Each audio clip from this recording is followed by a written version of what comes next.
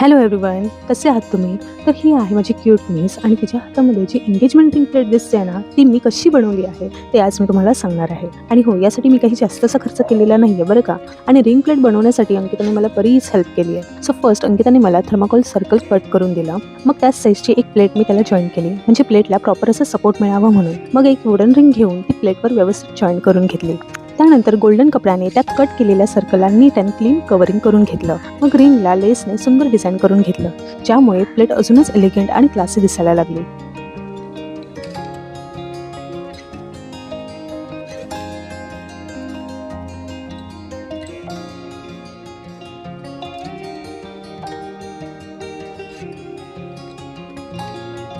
मग अंकिताचे हेअरस्टाईल्सचे artificial flower होते white and रेडमध्ये, ते मी डिझाईनमध्ये ॲडजस्ट करून लावले.